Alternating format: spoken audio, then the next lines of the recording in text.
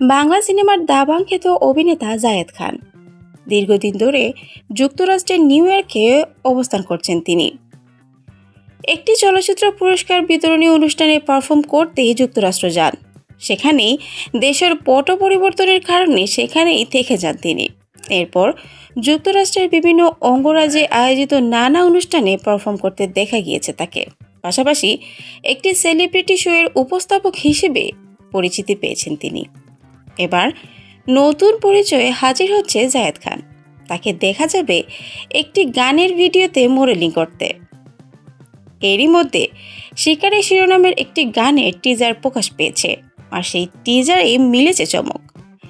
কয়েক সেকেন্ডের টিজারে জায়েদ খানকে একাধিক আমেরিকান নারী মডেলের সঙ্গে নাচতে ও গাইতে দেখা গিয়েছে। টিজারটি সম্পর্কে জায়েদ খান বলেন, টিজার দেখে ভক্তরা মুগ্ধ হয়েছে। বাংলাদেশ থেকে অনেকেই ফোন করে ভালো লাগার কথা জানিয়েছে।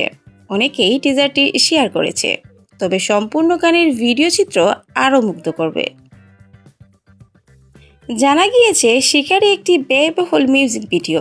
যুক্তরাষ্ট্রের একাধিক মনোরঞ্জন লোকেশনে এর শুটিং করা হয়েছে। ভিডিওটির নির্মাণ কাজে যুক্তরাষ্ট্রের একাধিক টেকনিশিয়ানও অংশ নিয়েছিলেন।